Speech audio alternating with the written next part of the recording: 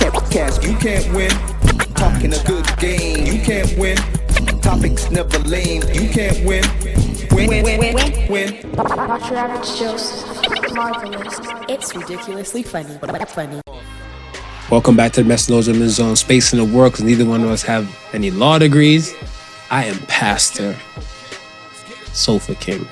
Marvelous. Pastor Sofa King Marvelous. This is a Sunday. Oh, yeah. We're giving a sermon today. I guess that makes me Deacon Josephs. And we are The usual suspects. Nah, this is bugging. But listen, if you're listening to real dope, boom bap, straight hardcore lyrics, then you need to check these guys out, man. They're really doing their thing alongside with producer Merciless. Listen, Merciless got a nice little squad going on. It's I think of them like the Canadian Griselda. He's got Canadian. Yeah, he's got Usual Suspects. That's a heavy statement. He's got A-Sun, and he's got this Lord Fury, and he's actually doing a joint collaboration with some Toronto artists and some of the Griselda camp. So it's like that's the lane that they're when Toronto meets Buffalo. Right? Yeah, actually. It's not too far off. The concept is not too far off from what you just said. Okay, so see? Yeah, for sure. Yeah, and the boy told me I got to stop giving out free bars. Could have meant the people been tripping on the kitten mittens thing for like. I was like, y'all still kitten tripping. mittens is dope, man. It's like I don't know. I gotta ask Ben if he got any sellers for but any buyers for the website. Yo, these guys are wild. And also they're actually one of the sponsors that we're giving away a T-shirt for the Podical Sons 150. And so speaking about that, let's jump in. Thank you to PK Studios. Thank you to Dezua Wrist Essentials. Delicious. Thank you to also Pioneer Gangs. Thank you, Supreme Clientele, and also King Aqua. It's been really dope working with these guys and women. And you know what? Women. Oh, plural. How can I ever forget C Moss Body? Yes. Right? It's like she's actually one of the first people that we ever connected to when we started the podcast. So it's good to see her do her thing. And like I said, it's been love all around. We've been pushing each and every product. In return, they've been pushing the podcast and what we're doing. So it's about that time to get to who's going to win. I don't know. We got that. We got the lovely white and gold.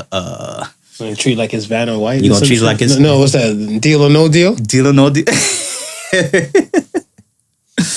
One of these ones. So what we did the was fake small. What we did was we had a lot of answers coming in from the Facebook page, from the IG page, as well as some DMs, and so we just had to put some names in the lovely box, and we figured we're going to draw a winner. So almost like a raffle style, right? So I'm gonna get Marv to do his thing, and kind of just, I don't know.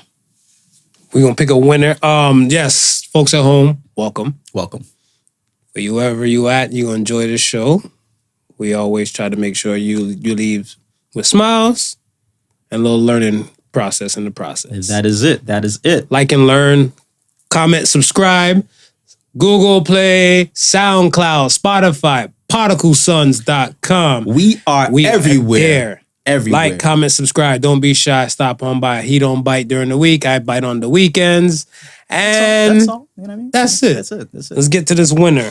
So the winner of the contest is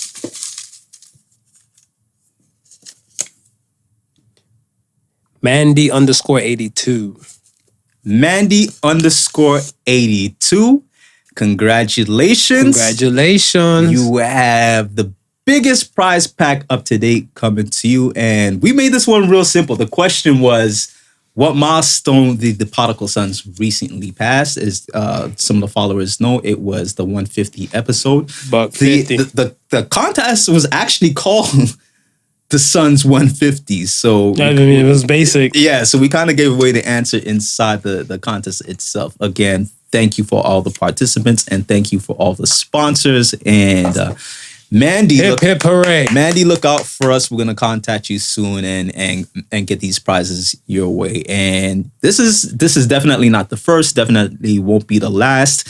Up to the last minute, I had another clothing company hit me up and said they wanted to jump in on the sponsorship.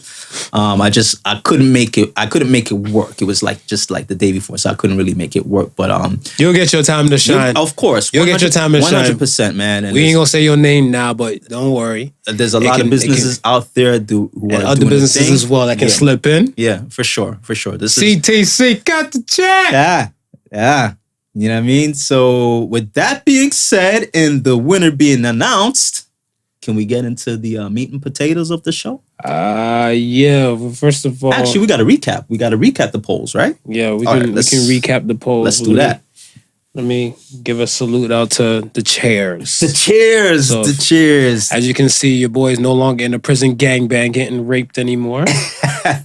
My ass is decent, you know. One chick's already complained I don't got enough booty. You don't got enough booty? Yeah, one chick told me like my ass is flat. She's like, am I part Asian? I was like, wow, shots was fired. No. Oh. I was like, yo, you guys are cold.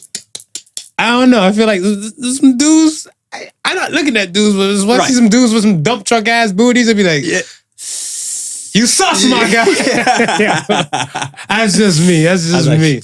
Please don't go to jail. Yeah, I was like, yo, you sus right now. Right, but right. I mean, in any case, yeah, like these chairs is phenomenal, man. Yeah, man. It's like I said, we've been doing this for a while now, and each show is at least an hour and 20 minutes in length. So then you multiply that by how many shows we have and how much sore ass Marv has. Yeah, it was time. It was time. So now we're here. I don't know how long the shows are gonna go because Marv looks well and comfortable. Shout out to my man, Ben Dillinger. You get a kick out of it. You like to start wars. See, people always think I'm the warmonger. Somebody said to me like, "Yo, you're a warmonger. You're a warlord. You just like to start shit." I'm like, Comfortable, Dillinger. Comfortable. All right. Let's go. So is forgiveness a superpower? 67% say yes, it is. I got into a long ass conversation with several types of people and stuff. There are some from work and some from not, and they were going at me and stuff about, I guess, the Christian faith people. Okay. They were trying to jab hard, saying like a true Christian has the capability of forgiveness. I'm like, There's a lot of y'all fake motherfuckers out here posting up. Yeah. Kind of hiding the real forgiveness ones and stuff like that, right? So I brought up the Amber Geiger thing. And go ahead. Pardon me, but what is a true Christian? Not Marv. Not my black ass. That's for sure. I look at it where like, I think the ones that you can't even get them a pack of Skittles. Like you want some Skittles? They're like, there's pork in this one. No, my Lord won't. Right. I get condemned if I'm eating pork. I don't dine on swine. Yeah. One of them folks. Yeah. And one of those ones is whatever, like, when you cussing them out, like, yo, piece of shit, you a bitch ass and everything, they're like, the blood of Jesus wash over you. Like one of them ones. Rebuke you can't touch me. I'm anointed and rebuke you. I'll be like, yo, who's your lotion seller? Because the last time I checked, like, yo, you're regular people like me too. But I digress. To those folks, or even to some people feel like they're holier than thou, not even just like on the Christian aspect and stuff. Right. Because there's many religions that they have like devout faith.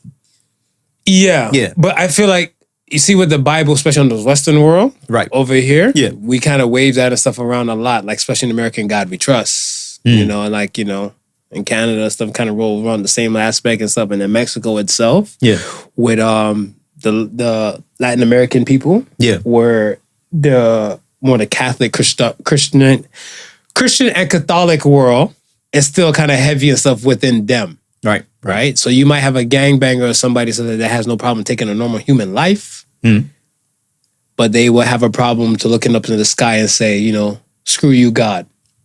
Yeah. Right? Yeah. And that's the thing that the asinine thinking, it always kind of just blows my mind. So, I mean, when it comes to forgiveness aspect, like, it takes a lot to forgive. It does. It takes a lot. And I think not everybody is capable of it. Like, when you come to a specific point, like when you can do something, but you choose not to do something, that's when you mastered the art. Right. Yeah. Because I want to say, who is it? Somebody said there's a fine line between petty and pathetic. Right? So I can mention the stuff like you apologize for something to me, and I can say, you know what, I'm gonna forgive your ass this time and stuff, whatever.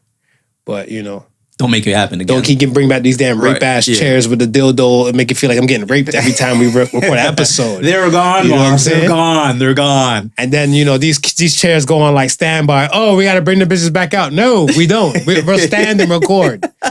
I forgave you for letting me get wooden hemorrhoids on my ass for like almost 3 years. But all is well. They served their purpose. Now they're retired, and we sit in comfortable. Yeah, but that's what I'm saying. I feel like it feels like a lot of people, the forgiveness aspect, we underline it because forgive and forget are two different things. Right. But we correlate them and stuff to thing. One woman actually said to me and stuff. She said, "I'm not forgetting." Because she said, I'm going to forgive. I'm not going to forget because I look at it as like a protection plan. So I said, if it went wrong in that aspect and you couldn't fully forgive, you should just end whatever situation. Right. Because I'm like, if you're trying to come back amicable. Yeah. And you still have this kind of resentment or this kind of notion because of set past and stuff, whatever, you didn't forgive. Yeah. So... But I can almost kind of see where she might be coming from. With the protection plan? Everybody wants a protection plan, man. Because, I mean, you can forgive, but if you definitely don't forget, right? That person because let's say somebody else tries to pull that bullshit. Right. Then you remember what happened. Even though you forgave this person. You gave that person. Right, but that's what I'm saying. This person never committed a crime yet. Right, yeah. So you can't indict them for something that they never done. Right. When they do it, then this person is the person in the crosshairs. Right. But you got to remember what was done to you in order to say, okay, yeah, this person is... Absolutely. If it looks like a duck, sounds like a duck and quacks and stuff like that, then it might be that. But the thing and stuff is, we still have to come to a point and stuff like, if you let me borrow $50, yeah, right? Yeah. And I took forever to pay you back. Right. And then Ben Dillinger wants to borrow $50. You can't treat him like it was me. But some people do that with their alleged protection plan. Right. Because I'm like, the way how Marv went at it with you is different the way how Ben is going to go at it and stuff with you. Right. Ben might pay your ass back like within the next 48 hours. Yeah. With the $50. Yeah. You know what I'm saying? It might be a different time, different standpoint, different circumstance stuff, whatever. But in any case... I might tell Ben to get it from Marv. Actually, that's a slap-ass plan right there. Because that means that's two people putting the pressure on one person and stuff. Right. I might say, right? Be like, Ben. You didn't borrow money from me. Be like, no, but you owe me that 50, so give him that 50 back, whatever, right? Right. Shit. Be like, do you need that 50 soon? I need it tomorrow.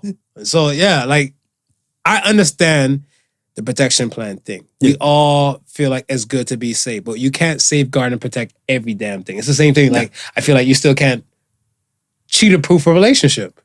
This is true. You can't cheater-proof a relationship. Beyonce, happy belated birthday, Beyonce. Happy belated birthday. And Beyonce is like supposed to be allegedly queen, top-tier black woman. Yeah. And she got cheated on. The fuck you regular chicks think you have a chance. I'm sorry. So women, don't feel bad because... Don't feel bad, man, because... You're queen. You're queen. She felt your pain. Yeah. So, the forgive and forget aspect, that's where it is. So, 67% say yes. Okay. The other one, our favorite, it was close to Labor Day. Barbecues are still coming out, rolling out for this weekend. By the time you get this episode, Labor Day is done. But hot dogs, aka glizzies, are going on the grill. I don't know why these younger generations call this shit the glizzy. I heard several different type of answers.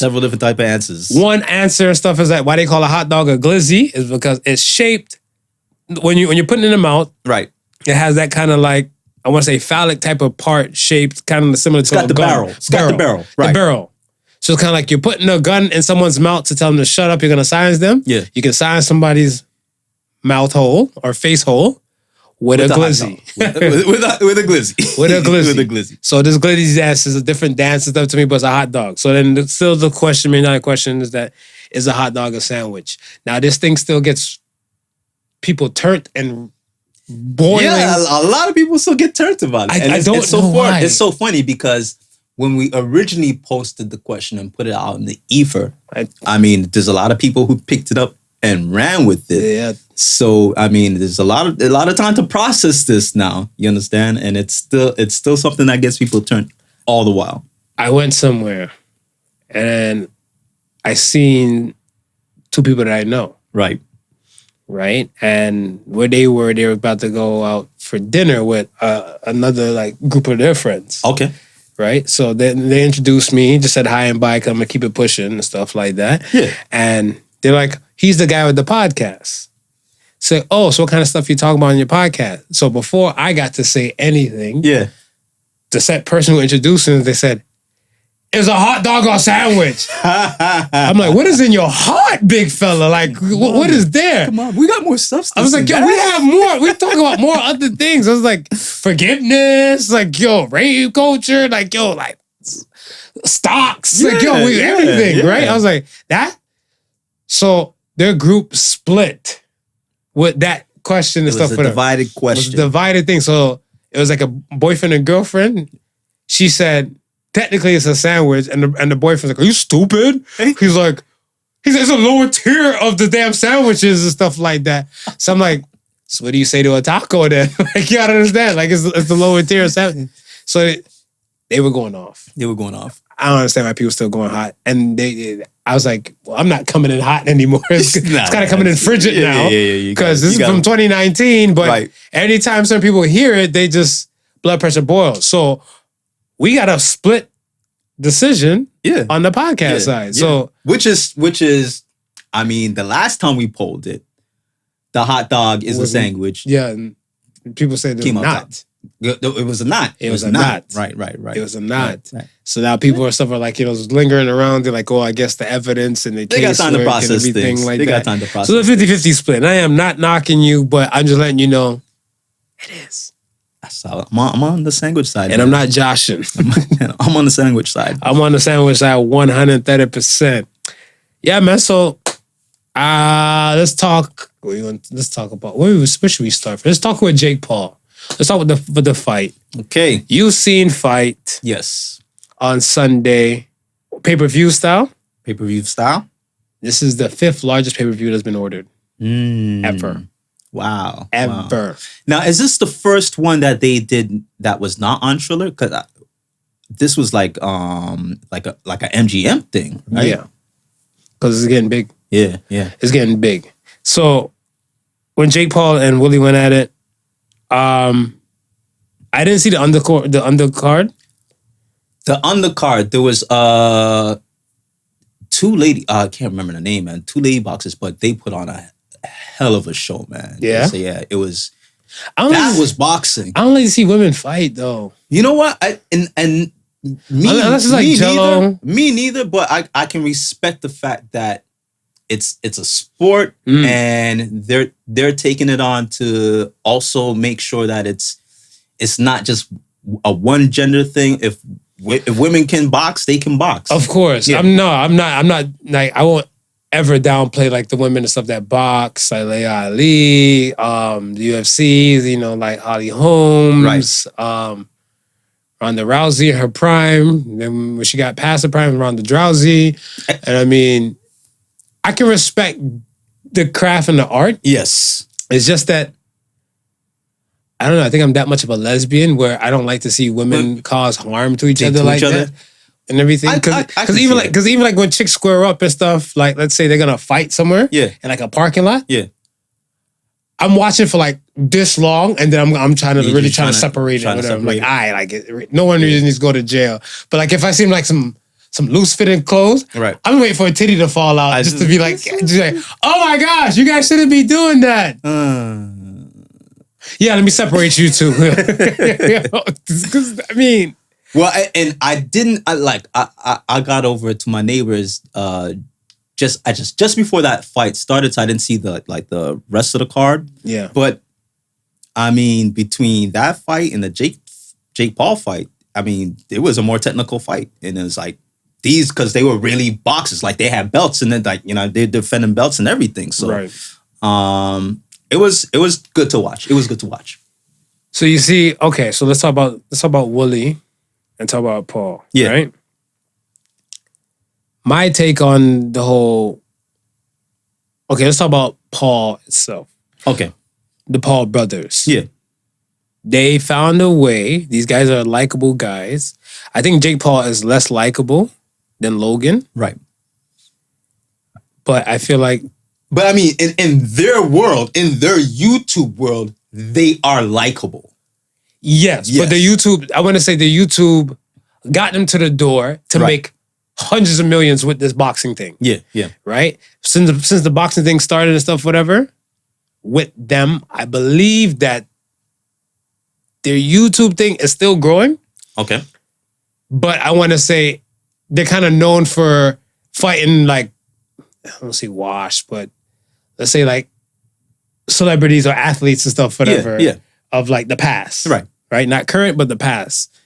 So they're kind of, because some people who don't know about the YouTube world, I'm like, who the fuck is this Jake Paul? Who the fuck is this Logan Paul? I didn't know about the YouTube world at all. Exactly. Right. So now, but you, I'm a fan of the sport, boxing and stuff, and you're like, you need to take it in. Yes. Because it's kind of like a crossover event when Conor McGregor fought Floyd. Right, right.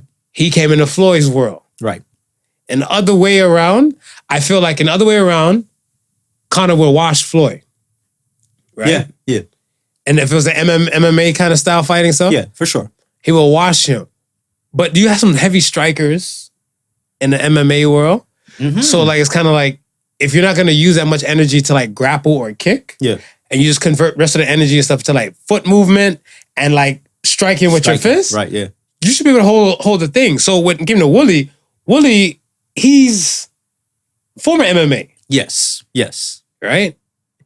He didn't get washed, but because everybody, I want to say everybody was hating like or dislikes the Paul brothers. Right? They're looking for someone to fold them like origami. Yeah. And if they're not getting folded, they're kind of like you're looking at the other person and stuff as like you're a loser. Yeah, yeah, yeah. But I think they found a perfect way to monetize and weaponize hate. And it's working for them. And I think that whatever they're doing should keep going. I don't think no one should fight anybody professional right now. Right. You're talking about the two brothers. Paul brothers. Yeah, right. They shouldn't fight no one professional like current right now. Yeah. Unless the minimum payday is 300 mil. 300 mil, it has to be the overall package and stuff of everything. Because my thing and stuff is that if I'm going to put myself in that kind of risk, I know the probability of me losing and stuff there is going to be very, very, very, very, very high. Right. If I'm not winning on the fight aspect, I better be winning on the cash aspect. And I feel like this is where they're winning on the stuff there because it's kind of like they became these hateable characters. Yeah. They were once lovable in their world. Right. They might have had their two run-ins. I think can't remember which Paul brother stuff had a run-in with like some racial stuff. Yeah. And that guy kind of got cleaned up and stuff because it still entered their world. Right. Now, if this racial stuff would have happened like when more people are putting eyes on them with this boxing world, might be a different dance. Different story. Exactly. Yeah. But that's not shoulda, woulda, couldas. Yeah. They're here and they're winning. I mean, for me, with the fight, I think that they had like maybe the judges had on the scorecard maybe Wooly having 2 rounds, and it was a split decision. It wasn't unanimous or anything like that. My whole thing was, even it's like you're watching for a boxing match, and you still gotta let your mind be in the thoughts that neither of them are professional boxers, right? And I'm watching because the last fight I watched, I just seen all this technical stuff. Like, you know what I mean? From the blocks to the combinations, and I didn't see none of that during the fight. Right. And there's a few times where Wooly actually had Paul. I seen some of those. Backing up, and he just was not the aggressor, right? And I'm like, bro, when you have him backing up, that's when you're supposed to come in with the combos and stuff like that. So, but that's part of the non-professionalism. That's part of the non-professionalism, and that's what I'm saying. It's like it's one of those things where, people got salute to Cleveland. Salute to Cleveland, man. Cleveland was a winner in this one. Man. Goddamn right, Cleveland was a winner in this one, man. And I was saying to myself, how come I didn't see little Brown up in there? He probably in LA, quarantining, went ready for the season, maybe acting. I mean, because you don't want to. Look, if you know you're in a possible place where shit can just kind of go south for you, right, and everything like that, especially when there's COVID thing, we're still in a pandemic. We're still in a pandemic. I always look at it stuff like, look, man, if you got big plans and stuff for the next month, you better move and tread lightly. Because fuck around, you might have to quarantine, and you can't make it to whatever set thing you're supposed to do, whatever, right? Sound the siren. And just call it a day. So I mean, you just might be screwed and stuff. So a lot of people, especially those type of people, you can put yourself in the fray. Yeah. If you don't have anything really pending, right? NBA season's supposed to start up soon, right? Who knows? Variants are flying around. Yeah. So, I mean, if you don't have to be there, you have to be there. But the pay-per-view, like I said, I'm pretty sure he probably bought it because they said over 50 million orders went in. You know who the real winners in this was, man? Who? The bank accounts. You think so? Yeah, the bank accounts. I think the Paul brothers are fucking constantly gonna win. I think until they don't need to fight anybody. If they're smart, if y'all listening, do not fight anybody, current and professional. Didn't Jake say he was retired? I could have swore he came out of retirement. He said he's issuing coming out of retirement thing. He's like, you get that tattoo. Yeah. Because you didn't win. Right. You get that tattoo, say, I love Jake Paul. Yeah. I will come out of retirement for the fight. And he said, we got a tattoo artist on deck. On deck. So the retirement thing was issued. Right. And then several days later, he said, no, he's done retirement. He's right back at the regular. He's back at it. So anything is possible when it comes to these people. Of course. Let's talk about Trick, man. Trick. It's about Trick Daddy Dollars. To the old school folks love to know Trick Daddy Dollars. That was Trick Daddy's full rap name. That was Trick Daddy. So Trick, he's known as being Miami head rapper. Yes. Founder of Slip and Slide Records. They end up finding Rick Ross. He's on the radio station. Him and Trina, Trick and Trina. They have their radio show and stuff in the morning. Show? Okay. So he was on Drink Champs recently. Yes. While he's on Drink Champs recently, he's talking about getting his ass ate. Right, because I think that's a normal question on the Drink Champs show. Is it? No. Yeah. Nori always poses that. You always ask, do you eat ass? Do you eat ass? Right. Okay, gotcha. Yes, because he asked me no, but he said he's got eaten out. Hear me out. I'm listening. Hear me out. I'm listening. I look at it like this. Maybe because we kind of tight casted certain type of things like with the word eating out. Right. It just has like a more feminine approach to it. Yeah, I can see that. So if you hear a woman like, oh, you can eat me out, you don't bat an eye to it. Right. You hear a man say you can eat me out, you look like, one more time? What? It's like if a chick said, suck my dick. Right. Everybody's like, Caitlyn Jenner? Like, you're not too sure. Yeah. You're not too sure out here and stuff, whatever, right? I think the only universal term right now that's been kicking around is head. Yes, because somebody's going to put their head in your lap. Yeah. I think that's or vice versa. Or vice versa. Right. So I see that and I was like, okay. So when it came to that Nori question, right, and he said, he had chicks eat him out and everything like that, it got my perverted mind thinking. Okay. Is there such thing as a manly way to get your ass eaten out? Like in a manly position. If you're on your stomach, Like how's that working and stuff? Whatever. What is that? They call somebody gave it a name. I think it's called like the goat. Was kind of like your dick, your balls, and your asshole is all seen in one shot. Something like that. I swear it's called the goat. The goat. Like, so it's very bad across the board. But basically, like if you're on your stomach, and the chick is to go at it and stuff on you and everything like that. Is that manly enough for you? I don't know. I don't know, man. Okay. I don't know. Because I don't feel like on your knees and your elbows. Right. Like, you know, with your ass cocked up in the air. Like your dick and balls hanging. I don't think that might be it, my guy. I don't think that might be it. I don't think might be it. You know what? The only way I think that you could possibly get away with it and feeling manly is remember I think it was the first scene of Snowfall, where she was blowing the coke up dude's ass, and he was standing up. Oh, yes. Yes. I think if it's not the coke being blown up the ass and she eating your actual ass, I think that's possibly one way you can get away with it. Okay, so if you're standing up, it's like if you cross your arms like the genie in Aladdin, or So you just stand you got like a hardcore stance. You got a hardcore stance. You got a hardcore stance. You know, you stand in your b-boy stance. You stand in your ass eating stance. Okay, I think that might be it. I think that might be it.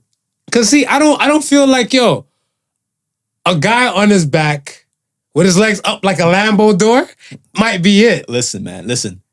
And the first I know a person that when a chick did it to him, like he held his own legs. Listen, man. The first time I heard of this being done, right? Here in Toronto, they call it bati wash before they call it. Okay. Thank you for saying that, right? It's here in Toronto. It's called bati wash. Right. Actually, amongst Jamaicans, it's called bati wash, right? Right. So I'm glad you said that because it prefixes the story I'm about to tell. Okay, right? Right. So when I was about 19, you got your ass. You got eaten out. You got eaten out, Sue? No, it wasn't me. When I was about 19, and I was staying in Queens, New York for about 6 months, trying to do some music stuff. Mm-hmm. So we was on the block, and all of us was just chilling and smoking, right? And so one dude, he said, "Yo, you ever get a body wash yet?" and the rest of us is like, huh? What? He goes, "Yeah, man, a body wash." He said, "Yo, a girl came over and checked me the other day, man. She said she want to eat my ass." And he goes, "Yo, I caught my 2 legs up like a little bitch." Yo, but I wouldn't know how to react. Like it like because I've never gotten an offer like that before, right? I've never gotten an offer like that. I've never gotten an offer like that, and I've never really kind of posted up, right? Like or like I don't think I'm for that life. And me neither. Listen, man. My ass is a no-no. You know what I mean? It's like that to each his own. I mean, whatever floats your boat. But for me personally, I'm not gonna yuck your yum. Yeah, I'm not yucking your yum. But for me personally, stay away from my ass. Yeah. So now, when I'm hearing all this, and listen, some people will tell you it's the greatest thing since sliced bread. I ain't knocking it. That's you. Do you? Yeah. So the dude told me and stuff, whatever, who got it done. He said that, yeah, man. He had legs up. She's going to town. She's like, he said, she's jerking him at one hand. So he's holding his own legs up. Like, he's holding his own legs up because he's looking like he didn't know he can do all this type of acrobatic type of shit. Right. She's jerking him. She's sucking balls and she's licking ass. Yeah. So I was looking like, shit, you had an action-packed kind of night. Like good for you. I'm like, I don't know about all that. So the other person that was in the room, was like, you made a woman hold your legs up like a woman? I was like, actually, there's no lie in that statement. And he's like, I don't care. And I'm like, own it. Own it. Own it. The way I trick that is, own it. Own it. See, my thing. That's you. My thing and stuff is that, like, yeah, you're right. Probably the standing up might have been the kind of aspect. Right. I've been in a situation and stuff where kind of clip that shit short because I didn't know what the hell was going on. Because it was kind of like, it was in a headstanding type of thing. So I'm standing up. Yeah. I'm standing up.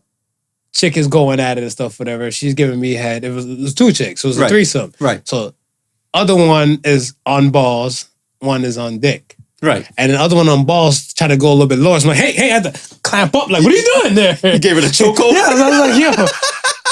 I had to give her the choco. Like, where you going is a no. Like, yo, like, what's going on with you? Yeah, it was really good. What's in your heart, man? Yes. And then she's like, shit, why are you so shook about, like, you know, trying to play you off, like, oh, you're so scared about your ass. I'm like, yes, I am. Next question. And the other one she's trying to pop the dick out, trying to talk like, what's wrong? I'm like, no, you continue on. This argument is with her, okay? This argument is with her. You continue. You continue. This one, she's getting a stern talking to. I was like, holy. So I was kind of shook.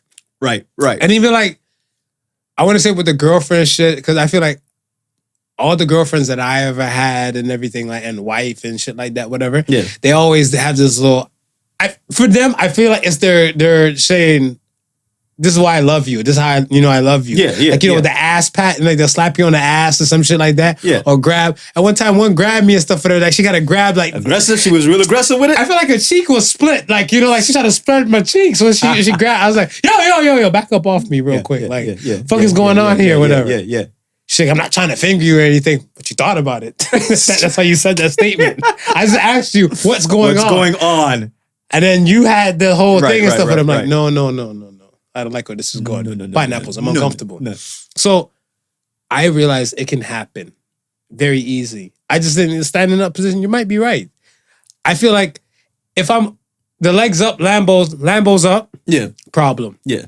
If I'm on my side, I don't know how that's gonna work. That's like you're turned off to the side like this. Listen, I like what so the erection is still going like this. Right. And then on this view, she's getting balls in like I said, nah, man.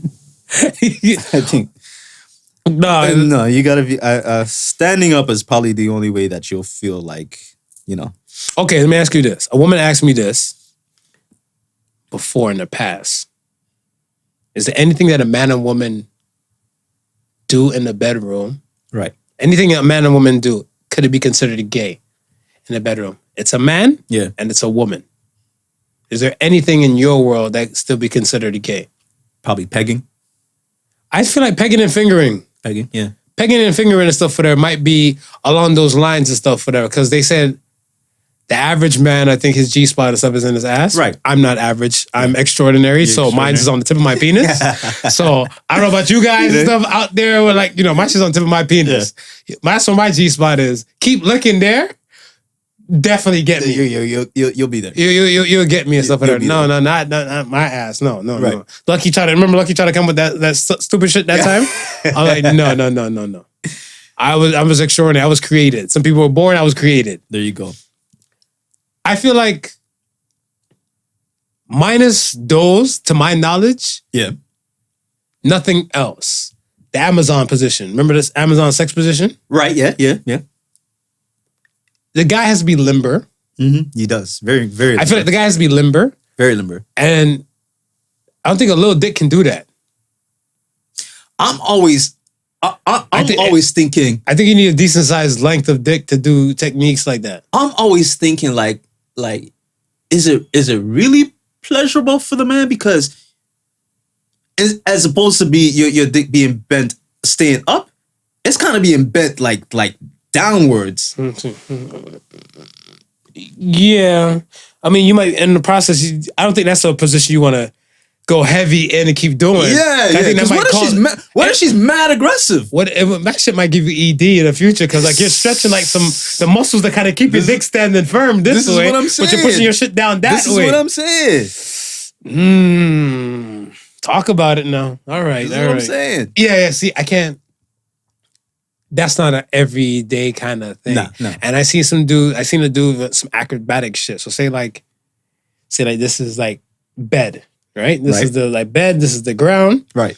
And this is the top of the bed. Right. So girly now is her legs are open, facing like this way in the bed, like off the bed. Right. Dude is doing like a ninja cartwheel flip, so he's kind of hanging off the bed. Off the bed. So he's kind of power drive. He's kind of doing like push-ups off the ground. Okay. And he's doing like push-ups into the vagina. Oh yeah. Okay. From that angle and stuff, whatever. Right. And the theatrics, I see the theatrics. I see it there. Yeah. Because like, I seen it in a porno and stuff, and I was like, interesting, but your cheeks are all in her face. So I mean, like, in any case, you better pray you don't got dreadlocks on your asshole. Or like, because she's gonna be looking at your nappy ass or your hairy ass. How many dudes really? Let's talk. How many dudes really? Dudes are like mullets. Dudes treat their damn privates like mullets. Yeah. Business in the front. Yeah. Bushman in the back. Yeah. So that's what I'm saying. Now you got your cheeks spread to this chick, and you're out here doing push-ups and stuff, whatever. And then she's just looking at your nappy ass. And what does she get motivated to slap your ass? What does she get motivated to like slap or throw a thumb in your ass? Right then and there. See? Yeah. See that? I mean, look, man. I know you know some people are trying to spice things up in the bedroom. Some things just a little bit too spicy for me. You know your limit to play with in it. Yeah. I know my limit. Definitely. That's some different shit. Right. It's funny. It's funny. Funny as hell. It's funny as hell. I don't know if I'm for that, because even a porno video that I seen about the whole Amazon thing, because I didn't understand Amazon sex position. Y'all should Google Amazon sex position now. Yes. Hopefully going to incognito. Hopefully you're not at work. Don't say Marv got you fired. It was listening to this podcast. No. We are the Podical sons. We're not the Prodigal. Yes. Podical. Yes. Jesus he might frown on the shit we might say. But like I'm saying, that aspect of the position, I Googled it. Right. It brought me to the hub. Right. I seen the guy, and what pissed me off and stuff is that he's butt ass naked. She's titties are out. She had like a little bralette, I guess. Yeah. And like she just going there like riding it, whatever, right? Going to town on it. Yeah. But I look, I'm like, what's that white thing and stuff for this? Man has some dirty ass kicks on. So not only his legs are up in the air, he has some dirty ass New Balances on. Come on, man. Whatever. Come on, bro. I was like, what shoes would I wear? I'm like, in a position like that, only your Crocs. Like you can't wear Timbs at that position. No, you can't wear Timbs. You can't wear J's in that. No, you can't. Forces. Yeah. Maybe some slides. You might get away with some slides. Maybe some slides, but I think Crocs. If you wear Crocs, to be like, say you watching a porno and then like you turn your head for a quick second and stuff for that, and then the guy goes in a position and you see the legs up, you're like, I understand the Crocs now. You understand? I understand the Crocs. I understand why you came on the set and you had Crocs in your feet. Yeah, because I was like, why you got Crocs like, in your feet? Who fucks in Crocs? Yeah, whatever, right? Yeah. Like you have to be on a beach resort away from the kids trying to get it on quickie in. Right. But hey. I get it. I just... Listen, man, I wonder how much of this whole adventurous spice up the bedroom is coming from watching actual porn. Tons. Yeah. Tons. If we're putting like a percentage on it. Right. I want to say 80. Probably. The reason because you be sitting down and saying, "Hey, I can try it. I can try that." Man, it's the same thing I said, man. You have those dude moments though, like the same thing in the milk crate. Yeah. I feel like it was like maybe 2 or 3 dudes smoking. Mm-hmm. One dude was trying to do a little balancing act just on one milk crate, and the other guy's like, yo, it feels higher. I can do that. And the other one's like, you can't do it? Bet. I bet. It's the same thing. They spent like a half an hour riding around the block looking for milk crates. But that's it. But then think about this now. Because think about like the guy or set person and stuff, whatever, right? Yeah. They see this porno and stuff, whatever. They're like, ooh, I can try this with my boo. And then they're like, hey, babe, right? Why don't you try da-da-da-da? Yeah. Right? And the guy's like, I don't know, man. And she's like, I'll do that thing you like. And then he'd be like, now it's getting the brain. You only do it twice a year on my birthday and Christmas. And now you gonna throw it in for a third time? Like, just this one. Okay. Just this one. That's why I always feel like, I'm like, yo, like ass eating and everything like that. Let's say this. Way back in the day, I've seen some old vintage porn. Right. Right? I haven't seen ass eating like that in vintage porn. Nah. I seen anal scenes. Right. Okay.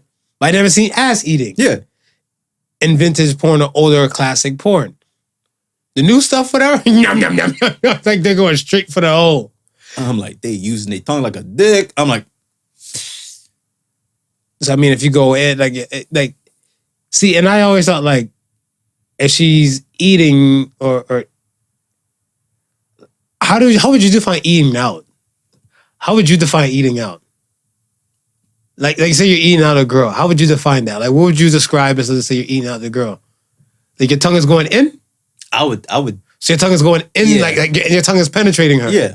So that means if a woman is eating you out, like what Trick Daddy's saying, that means the tongue is going in his butthole. This is what not I'm saying. around or This not is what outside. I'm saying.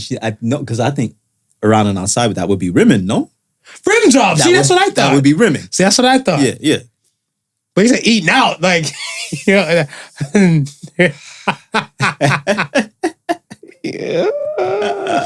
Salute to all the bottom feeders out there. Yo.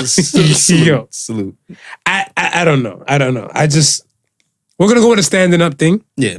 I think that would be the most manly position Don't possible. know if I'm that venturous and stuff like that, but then again, it takes a specific woman to motivate you. That's what one woman told me. Because I remember when I was in my teenage years and stuff, whatever, I'm like, I'm not eating pussy. Right. And then a woman's like, oh, wait till you get that one woman that might inspire you or something like that, whatever. If be a woman that bring you to that point, whatever. And then, yeah, I got a stern talking to from a woman. She's like, no head. Unless you go down on me. I was like, She cut you off. She yeah, cut you off. it's like- She cut you off from the action. I'm like, I can live without it. But no, men don't go backwards sexually. She cut you off from the action. Yeah. So it was only a matter of time to convert. I'm like, it's not that bad. It's not that bad. Listen, man, I think there's a lot of things going on in the bedroom that we don't know about.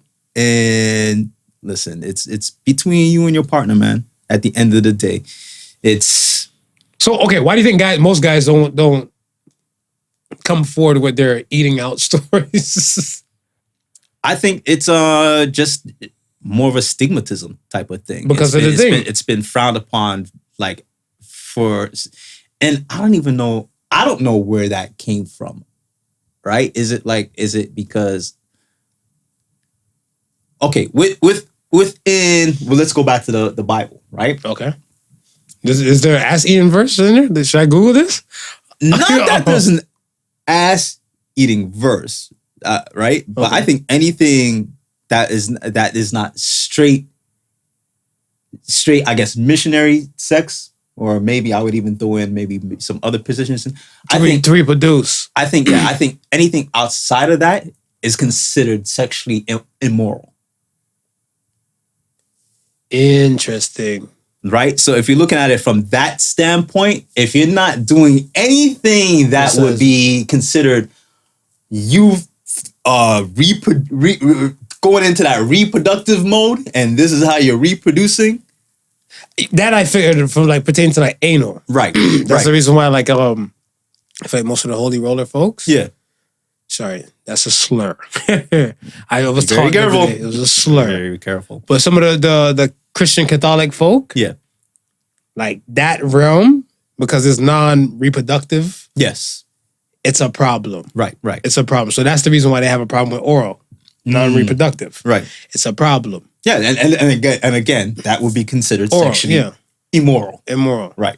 So I'm thinking it's stemming from that, then it becomes within certain society a cultural thing. And then from there it just stems from there, right? But it's like there's this, oh man, I wish I was better prepared, because there's a one verse in The Bible? Yeah, I think it's either in the Songs of Solomon, or it's either in the Songs of Solomon or the Psalms, where they're talking and it actually sounds like oral sex is being performed. I'm gonna actually look for it, and then what I'll do is I'll post it on the IG. Once I find out, I'll post it on the IG. But it's the way how it's worded. You can take it in that context, right? I mean, obviously, Bibles and the verses in the Bibles, they can be taken in context and out of context, depending on what stance you're trying to make. But was it good when he was getting oral? What you read and what you could remember? Or it was. Find this verse. I'll look for it, man. So I can put it on my Christian Mingle profile. What's wrong with this? I feel like lightning is gonna strike this room soon. Yo, we're having a sermon today, man. Did I tell you that? Yeah. Deacon Joseph's over here. I mean, because my thing and stuff is that I look at it where of the flesh, immoral, and all that type of stuff. I'm like, yo, you enjoy it, I enjoy it, or one of us getting enjoyment and the other one's giving consent to it. Right. That's as good as it gets. Husband, wife, all the above. Like, I hear one woman like, I'll go above and beyond for my man, my husband. I'd be the ultimate, blah, blah, whatever he wants me to do. For sure. That type of stuff. I'm like, yes. I'm like, I agree. Yeah. And you got to think about it. Like, you're a couple, a married couple for like umpteen years doing the same thing in the bedroom. Is, you know what I mean? You got to do something to spice it.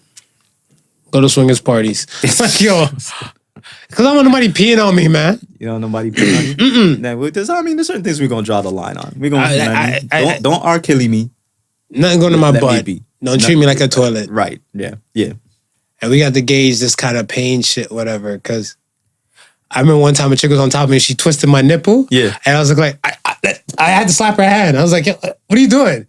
She's like, oh, that doesn't do anything for you? I was like, softer, please. Like, she went, I had a woman bite my nipple once, and she was really aggressive with the bite. I was like, no, it's supposed to be pleasurable. Yeah, I thought it was like just like teeth feeling. Yeah. And just keep it pushing. Right. This one's trying to audition for Shark Week. Yeah. I'm uncomfortable with those type of situations. I sweat. You sweat? I sweat when it comes to like those type of women like just want to scar you. Yeah. Because they're like, you see that scar on him? See the scratches? I did that. So I was like, trophies. That's fucked. Yo, let's talk about Dog the Bounty Hunter. Dog the Bounty Hunter and stuff, whatever. I laughed at the situation. So years ago, like almost a decade ago, I think. Okay. When he had a situation with the phone call about his son's girlfriend at the time. Right. She's black. Okay. And he was saying nigger. He was saying N-word. He was saying N-word and stuff, whatever. And the phone conversation was recorded. Yeah. And he's like, she shouldn't feel offended because we always said that word and stuff for her. So now that you're dating her, we have to stop saying it. So he was basically saying like he doesn't want her to see her so they can continue saying the word because he said the word so damn freely. Right. So now he feels like he's got to bite his tongue anytime he's around her. Right. Okay. So this is why he was telling the son to take exit from the relation. And that was the context of that audio conversation and stuff years ago. Yeah. People forgiving him and everything. I haven't, quite frankly. Right. No, because at the end of the day, if this is your son's girlfriend, right, and you know she might take offense to it, then you should be able to look at your son and respect him and his girlfriend and kind of just bite your tongue. Look, I look at it like this. If I see you and I have like a racial joke or a joke that might be insensitive, right, and I think it might be, or you might take it the wrong way, right, it's already a bad joke. Okay. Yeah. It's already a bad thing, a bad statement or anything and stuff in general. Yeah. If I think you might be offended, right, I shouldn't be doing it. Exactly. If I'm doing it and I know you're going to be offended and stuff for that, when you hear me saying and stuff for that, that means I don't give a fuck. Right. I felt like in that phone conversation, he said nigga too freely. Right? So meaning this is a degular thing. This is a phone conversation, much less like put liquor in his hand. Yeah. Put a good time in front of him and stuff for that. How many more could you get? Right? Fast forward now. He had an interview this past week with Entertainment Tonight. Okay. And with E.T., not the alien. Side note, why the fuck they call E.T. They couldn't give him a regular name like they fucking give white women names like Karen and everything. Why couldn't they give him like a Richard or something like that? I didn't know what to name him. An extraterrestrial, I guess, just kind of defined who he was. Anywho. So he's on E.T. Entertainment Canada. And I'm looking and the Kevin guy, he's like, yo, you said that word kind of freely. I'm like, bruh, this is an old thing. Right, yeah. But he said he feels like he has an N-word pass. Okay. I said, where are you going with this? I said, let me not change channels. Let's hear this. Let me hear what he has to say. And he said, basically, in a nutshell, he said when he did time, he was with around a lot of black people, all types of races and everything like that. Yeah. And it was just used as a term of endearment. Right. And he was in there for like a little bit, for like 2 years. Yeah. So it kind of became second nature. So if you're doing like, I see it. Yeah. 365. Yeah. Times 2. Yeah. Every day you've been going about this type of life, this type of way, in this type of manner. Yeah. I can see how it could be ingrained into you. Yeah. It's like you're living in the UK right now as an adult, whatever, and you're saying like you're refusing to pick up the accent or something like that. I've been in here for years now in Canada. Right, yeah. And I know some lingos and stuff for that. I just might not say that often, like, man, damn, you know? Right.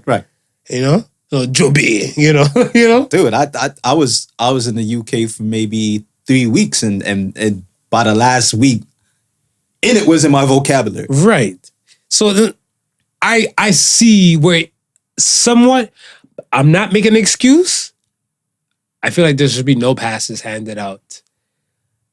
So he claimed allegedly he has a pass. It just hasn't been renewed, kind of like Eminem's. I was like, I don't recall anybody giving Eminem a pass. Yeah. I don't recall anyone Eminem lyrics and stuff, whatever, before Right.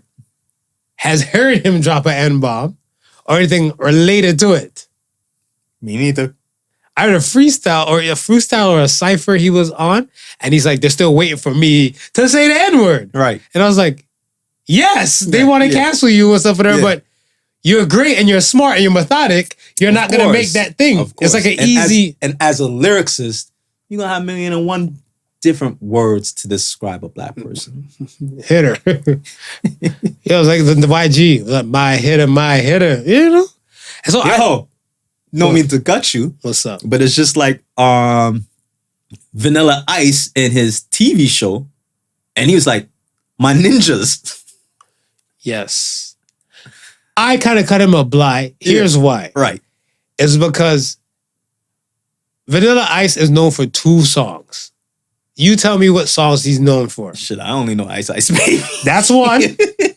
And the Ninja Turtle theme, go Ninja, go Ninja, go. Go Ninja, go Ninja, go. Oh, forgot about that. So at the end of the day, he's already playing up to who he is. Right. Because it was a ninja rap, ninja rap. So so that's in the realm of his world already. It's in the realm. You know what I'm saying? So when he said my ninjas, he could be basically just yeah. I get it. So like you have your French dude with an accent trying to call a girl named Monica. He's like, Monica. You can be like, yo, you pull his card up. Pull his card up because no one gave him no damn pass. They didn't give him no pass. I look at it stuff as that no one should give nobody a pass. Have you given anybody, a non-black person, a pass to say the N-word? Nah, I haven't had to. It's funny because I mean, even with the non-black people who've grown up with us and pretty much grown up in the culture, I don't know if it's just like an unseen or unspoken about like respect, but they just stayed away from that whole N-word. Well, I think because those ones have compassion, and I feel like since they understand the compassion dance, right? They're there to like compassion. Part of compassion is part love, right? So if they're gonna show some love, they're gonna use the compassion aspect by not saying things that kind of violent, like make you volatile or trigger you, right? You know what I'm saying? Like some people want to watch the world burn, so they'll go in and stuff, come in hot. Yeah. They come in hot and stuff or some shit, whatever, right? And I feel like those people, they're mindful. Right. I went somewhere and stuff with her, and I shut down a friend of a friend's thing one day because he said the N-word, white dude, he said the N-word and stuff, whatever, and I look, and he said, I'm like, don't you say because it's in our songs. Yeah. Because you made the choice to listen to our songs. Of course, yeah. Because I'm like, I don't expect certain people in the hip hop R&B world to understand who the hell Sublime is. Right. Right? Yeah. Mm-hmm. Or Korn. 9 Inch Nails, etc. Yeah. So I don't expect those people on that side to might even understand the stuff. Not even Jay-Z. Craig Mack. Okay. Somebody who's been there for a while. Yeah. had the moments and stuff for her, and like something like Flavor in the Air can never die in hip hop world. Right. Been overdone 10 million times over. Yeah. Same thing like, like the Isley Brothers with the Between the Sheets to the Biggie to like the Ashanti, you know what I'm saying? Like it's been done over enough in the hip hop R&B realm that much. So I don't allow anybody to say that word in front of me if they're not black. Okay. I shut it down. Yeah. Do I understand if they say it at some type of time? I seen one lady get robbed by 2 black dudes. Yeah. And she shouted out in rage. And I looked at her and stuff and I'm like, I couldn't even cuss her. Nah. Because these dudes were like, the definition of nigga is ignorant. Yeah. Yeah. And that was some ignorant shit. Like the lady, like she's walking. One dude snatched her bag, her grocery bag. Right. And she's trying to fight him. Yeah. And the other guy's ripping the purse off her arm. Yeah. Whatever, right? So me and the person we're with, whatever, we're trying to approach them and stuff. And they're like, yo, like, let the lady live. Yeah. Whatever, My right? nigga, let the lady live. Yeah, so one dude, the other dude who grabbed the grocery, he just took off running first. And the one with the purse, he's battling her and he gave her he did like a pull. Right. So it kind of threw her off her balance. Yeah. And then he pushed her and then like it was like a tug of war till she fell. Right. And then he took off running. These boys, they were running like some track stars. Like we weren't trying to catch them. Yeah, so I look at this and I'm like, she's like, before we walked over there to her, because we're trying to like, do we try to catch the dudes? Right. Do we try to do this? But I'm Right. looking like, I told my friend I was with, I'm like, I don't know if these dudes got knives or burners or anything or guns and stuff like that. It's a possibility. Whatever, or glizzies. It's a possibility with niggas. Yeah, with niggas. Right. So I'm looking like, no. And then when we were helping her up, before she's seen us, 2 black people, Right. she's saying like, fucking niggers. That's what she said to herself. She said Right. low tone. Yeah. And she's like, oh my gosh, I'm sorry. It's just, my gosh. She started crying with her. I'm like, Yeah. boo. Come on. Those man. ones are niggas. Yeah. Listen. I told them, those ones are some listen, niggas. If you watch Boondocks, you'll know that was a nigga moment.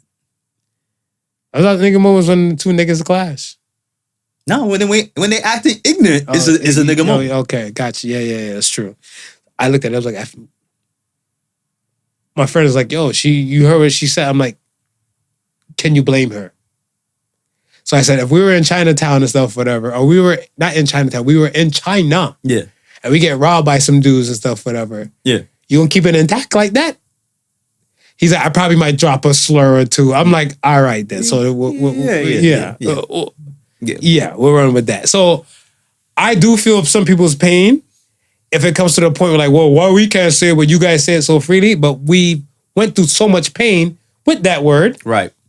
That we decided to make it like, nah, we're taking away the negative the negative meaning from it, and we're going to now Bing, make bing, it bing, in bing, bing, bing, the bingo. terms of endearment. If Absolutely. you don't understand that, a good song to listen to is Tribe Called Quest's Nigga Nigga. He breaks down that whole aspect of it, right? And that's it. I mean, I when I'm around what I would consider, I don't want to say decent black folk to make it sound like everybody else who, toss around the word is not decent. No, some black people don't even like the word. No, there's tons of black people don't even like the word. Right. So when I'm around, and it's always a read the room type of situation, right? Like when I'm around people I know definitely is not rocking with it, then it's not part of my vocabulary, right? Right. But if I'm around my boys where, again, we grew up listening to Tribe Called Quest. We grew up knowing that when we say these things, we're not trying to be disrespectful to one another. It's just something that we've just taken and owned and just made it a term of endearment. Very true. Very true. I can see that. I can get that. I just look at it where we've come to this point where I think a few years back, probably less than a decade, CNN had an argument. They said, which word is more worse? Cracker or the N-word? I said, the fact that you guys even say like the N-word. Yeah. And you guys are not saying the C word for cracker. Right. Clearly the N-word. Should let Exactly. you know. Yeah. Exactly. So, I mean, yes, the people might say it and stuff for their own level of thing, but Dog himself has to understand the stuff that last running with the media. You're right. And he said people are vindicating him for something he did and stuff, for a word he said and everything like that. Damn. Yeah. That one word fucked up your money line. It cut off a lot of things and stuff that were kind of short, right? In your world. Yeah. Your show was suspended. Right. for that word. Right. Why would you feel like it's kosher? You feel like you have a pass to this word when clearly your whole world stopped from just one word. And he's also got to understand, bro, when you say you got a pass and where you got the pass from, jail culture is very different from the outside world. Absolutely. And then I think one of his daughters and stuff is a lesbian. And he had a few things and stuff to say about like the homosexual community. Right. To whatever, right? Because he said his daughter, one of his daughters was saying something that he says a lot of homophobic stuff and racist stuff. Right. Right. So he's trying to clear the air on this in this interview. Okay. And they're like, oh, but you made several statements that he's like, my daughter's a lesbian. And then I like what the Kevin dude said on Entertainment Tonight. He's like, people keep using proximity as a buffer to kind of get away from this.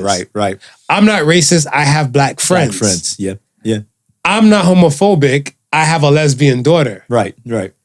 But I'm like, that person is going through like the trials and tribulations of like set thing. Yeah. Like racism, or homophobia and everything like that, right? So I'm like, you're not. So I'm like, and if you're an ally or alleged ally, yeah, you be mindful how you go about and operate some things and stuff, whatever, right? 100%. Not an argument. 100%. I was just trying to understand some stuff, whatever. Don't mean to cut you or anything. Kind of we keeping it rolling, but these chairs is comfortable. These chairs is comfortable. This is comfortable. Nah, man, Ben, comfortable. Shots fired. He's gonna get me later fired. on. Yeah. Shots fired. One more thing to talk about real quick. I want to hit on the school security punches a kid in his chest. This was wild. This is wild. How'd you feel type of way? This was wild. I see your facial expressions the whole time you're watching the video. Because when you were describing it to me, it doesn't quite hit home. So it don't quite hit home like the video itself. I think I sold the narrative too lightly. Yeah. Compared to like what it actual was and stuff, whatever, right? So I mean, the situation is that there was in a middle school in Florida, of course. Of course. Middle school in Florida, set security guard. Him and the young man had a confrontation. Young man's being disrespectful and everything. From what I seen in the video, young man was kind of lippy. Right.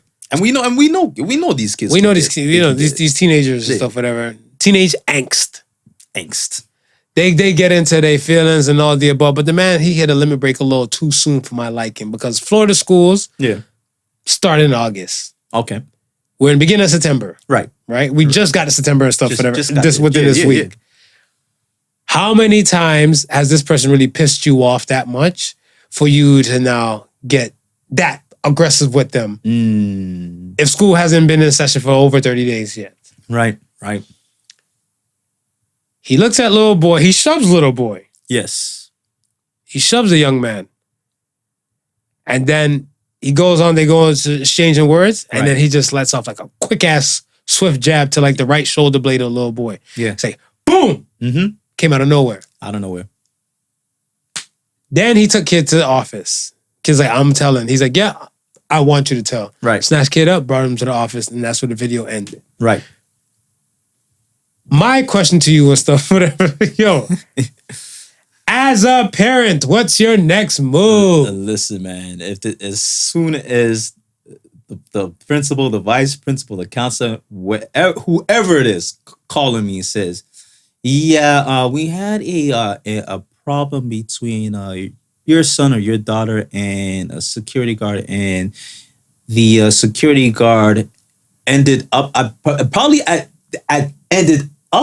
would have hung up the phone and already be making my way to school. You got to tell me in person what you're about to tell me. Okay. Right? And listen, like I said, I have teenagers. I know they can be lippy. That's about this. Go ahead. I know they can be lippy. Mm-hmm. I know they can get out of hand sometimes. But at the end of the day, you got to understand that these are teenagers. A lot of them are still trying to find themselves. A lot of them don't know how to express themselves properly. Mm-hmm. A lot of them been listening to rap music that get them all wild up. You know what I mean? There's a lot of things that's going in their heads. Not only rap, man. Look at that Olivia Rodrigo chick. Yeah. Good for you. Like that shit. Like that's a hater. That song's a hater song. Listen, man. These kids, they're turned, right? Yeah. And it's like I think you as an adult figure, especially if you're playing the authority role, you have to know and be able to handle yourself in certain situations, right? When you first told me the story, I thought student was actually trying to square up with dude, right? And I'm like, because we've seen videos where like we seen students squaring up with teachers. We've seen videos with students squaring up with teachers, and at that point, you're at the mercy. You got to defend yourself, right? So I can see if said student threw a punch at you, and you're like, now you're on a defensive, and you got to kind of jab back to kind of keep him off you. He was an aggressor. I can see that, but when the video was shown, and I'm like, dude is like twice the size. Yeah. Of this student. Solid 200 plus. And he's 6 foot. He's towering over a kid. At no point did I see this. He even raise a finger. No. To consider to be threatening. He's just a lippy kid. Just a lippy kid. See, my thing and stuff is that I always feel if the phone wasn't present to record this, how would the story be presented in the office? Because I look at, like, if you're in the office now, whatever, he's like, he hit me. He's like, I barely touched him. Right. I just snatched him up and brought him in here. Right. And the kid's like, no, he hit me. Yeah. But if he has no proof, that's just going to die right there. They're going to go with the authority figure. Correct. Now we're in a time and stuff, whatever, like when they have no proof, but they're telling certain kids and stuff, whatever, don't have your cell phones on during school hours for set reasons and stuff like that, blah, blah, blah. Yeah. I feel like this might be the bonus. This might. Because in any case, stuff, whatever, I want to say, that video or whatever situation stuff you're capturing, it's catching this live and direct. Mm-hmm. So therefore you can't say like, no, it's been, well, you could say it's been altered later at a later date and stuff, whatever, but it's there in a raw footage and raw form when the situation arose. When it happened, right. A lot of times I feel like since you were once a kid once and you knew you did bad shit, if you had a kid who's kind of like a problematic kid, if they would tell you the story, you would take security side. Yeah, I can see that. You would take security side. But I'm like I said, I'm still not a fan of him losing his shit. No. On set kid. This is what gyms are for. This is what therapy is for. They're like, yo, find you a punching bag, something like that, whatever. You shouldn't be hitting no one's kids that's not yours. So when we were talking about this off air and I asked you, I didn't ask you because they said it in the actual news footage that this was a part-time security guard. Yeah. And I began to think like,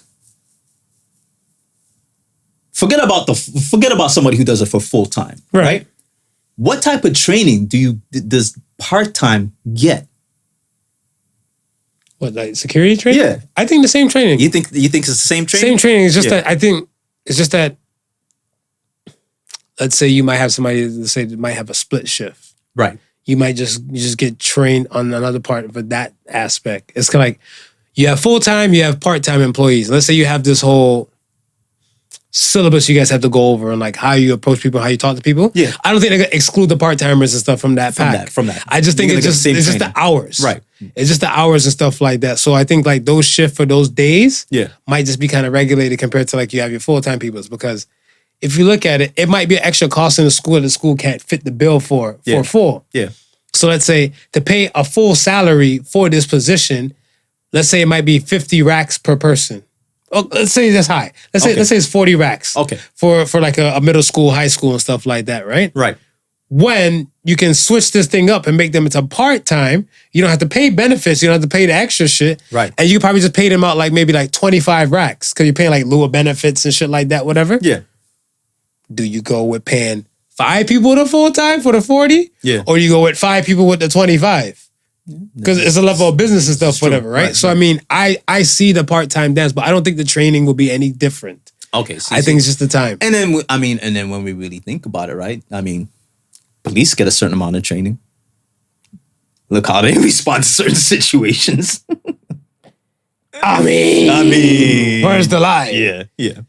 I just hope, like, I feel like the human aspect of everything and stuff is that everybody has their limit. This is true. Everybody has their limit. Everybody has their limit break, right? And what was it? Cat Williams. Cat Williams said, he's like, yo, a real nigga is always gonna be a real nigga. Yeah. Not saying like what he did and stuff is real nigga shit, whatever, but it's kind of like, he said, you take a tiger, bring it to a fake environment, throw it in the zoo and everything like that. The tiger knows like, yo, this is not real. Like I used to roam every fucking where. Yeah. Now you got me roaming to like a set amount of wall, and then this is all I got to go. And he started questioning, are they really who they really are? So think about if you was alleged real nigga and stuff. I'm not saying like I'm not making no excuse. Yeah. But just try and picture. Right. You've been doing this job, let's say, for a few years. Yeah. And these kids are constantly testing, yo, gangster. Mm. And you know you a real nigga. Yeah. And you're looking like, yo, I got so many times I'm going to be a punk ass, bitch ass security, hoe ass, and all that type of stuff. Yeah. Right? And then you just hit that one limit break and then boom. And like I said, I'm not making an excuse because it's the same thing I was telling you and stuff, whatever. Toronto, folks I don't know, before COVID, we had Carabana. Yes. Yonge Street is a tradition on Carabana. Anybody that been to Carabana, they know Yonge Street. That it is. Yonge Street has been a staple when it came to the Carabana weekend, period. Right. If said woman from going north to southbound and stuff, whatever, she's young in college, walking out to Young and Dundas. Okay. And it's Carabana time, you know she popping. Right. You know she bootleg Meg Thee Stallion type and everything. She fancy. She fancy. She trying to find her champagne poppy. She might come a little bit less clothes and stuff like that. Dudes walking now, how you doing? She get annoyed. 10 dudes walk to her and stuff, whatever. Right. While she's walking down. Because they not champagne poppy. She getting annoyed. No, she's getting annoyed. Yeah, right. Blood pressure going up. Mm-hmm. Bring that down to now 2 more intersections now. And let's say within the course of like every 20 feet, there's another set of pack of guys right trying to holler at her and everything. Right. You still think her tolerance is going to be the same by the time she makes it to Dundas when she's going southbound? That's that walk in itself. That walk in itself is about 20 minutes. Yeah. Her feet might be hurting. She might be thirsty. Yeah. Hot. It's summer. Yeah. You know, she might not be having a hot girl summer like that. Right. And then that one dude, the one real nice guy, the one she probably even wrote a post about. Right. Someday my prince will come. Prince came riding up. How's it going today? You look all nice in your outfit. Get the fuck away from me. Harassment. That prince looked like every troll that just passed by. Pretty damn much. Okay. She hit her limit break. Security dude hit his limit break. I'm not making excuses for her. I'm making excuses. But I'm looking like it's the human thing or the earthly thing is that people have their limit breaks. Listen, and some people don't know how to separate their life from their work environment and job, right? So talk about it. So who knows what dude could have been going through before the shift? Yeah. Maybe he had a girlfriend that was going at him and he was like, I wanna smack the shit out of you, but I know I cannot do that. So we have said, kid, we gonna smack the shit out. Right? So he's got all this thing built up into him. Pent up. Yeah. He goes to work now, right? Mm-hmm. He's already in an aggressive mood, right? Here comes Mouthy Matthew sprouting off, and this is where he hits that point. And I see it. And I fully get it. He or she should just withdraw themselves. Withdraw yourself from the situation. From the area or the scenario. Like not just the situation, but from the scene. Yeah. From the scene. Because if I invite you to a party. Right. You're not in a good mental space and stuff like that. Why would you want to come? It's true. Because I think you're going to do more harm to me than you are doing good to me and stuff like that, because I want you at your best. Yeah. I want you to come with your charismatic self, your fun self, bring the best formats of you. When you're not going to be your best, why come? Why come? Why come? Yeah. If he wasn't going to be the best security guard possible that day because of said girlfriend or whatever issues and stuff, whatever, Right. why go to work? Call in. Say, no, Carolina girl, you ain't get left out of this hypothetical type of thing. If your ass realize, like, you know what? There's too much harassment. Subway, not the restaurant. Take one. And just dip. Tell your girls you're gonna go home, go freshen up early. We meet up at 9:00 and we head into the club. Yeah, pretty much. Yeah. All right, man. Let's get to the question of the week. Question of the week. Question of the week got me boiling and stuff, whatever. Not really super hot, but it just got me a little bubbling and stuff pertaining to the abortion laws and stuff in Texas. Right? Right. In Sweden, last year, they passed something where... Well, okay, let me get into the question, then I'll give you a little context behind the Sweden thing. Okay. So question of the week is, if a woman can opt out of motherhood with an abortion, should a man be able to opt out of fatherhood? Now, in Sweden they have this thing where the father, let's say, I think that it has to be like less than 6 months. They probably fine-tuned it. Okay. But it's like basically before the baby is born, the father can relinquish his fatherly rights. So he can never be brought to court for child support, never can be brought to court for like responsibility and stuff, whatever, because he wasn't for it. Right. So they both signed documentation saying she's fully and sole parent. I was about that because when you said the father can sign away his rights, I was gonna ask you, do they both have to sign? They both. Okay, they both got to They sign. both. So the father will opt out. Right. Say she doesn't want that and everything. Yeah. It kind of gets subpoenaed to her. Right. So it gets subpoenaed to her and stuff, and then that's what she has to deal with. Like, well, he told me he loved me and everything like that, but he's opting out. So he's like, no, man, he's opting out. So Yeah. he's not in no trouble. Right. He's clean. He's clean. If there was something along those lines and stuff like that here, Yeah. I wouldn't be asking that question. No. Because I feel like a lot of times and stuff, whatever, like Tupac said, we can't hate the ladies that make the babies. Right. But if set guy says, I'm not ready to be a father, Yeah. or I don't want this kid, Right. I want to say about 80% of the time his wishes are not, if he has those kind of thoughts, Right. his wishes are not granted. Okay. And I can And see if that. he says, I want to get you pregnant and everything, some guys talk like that, whatever. Yeah, like, yeah, I'm yeah. going to get you pregnant. Yeah. You're going to be mine forever and all that type of stuff. Right. And she says, no, you shot the club up. Yeah. And it might be a possibility of her getting pregnant. Right. He's like, yo, just stay here, relax. And she's like, no, I'm going to leave here and go to this drugstore, get me a plan B. And we're going to call this a day. Right. And if he's hot and all that type of stuff over it, whatever, courts and law enforcement won't understand him. No. So I feel like should the man be able to opt out of fatherhood on this side of the world? I think so. Okay. You know what I mean? If and granted, if you're doing the deed and this is something that is a possibility, then you gotta protect yourself as much as possible. But sometimes some dudes choose. I told you, some dudes choose violence, man. some dudes choose violence, They don't want no condom. They just want all feeling. and the result of it can go either way. Either she's I think pregnancy is a light one.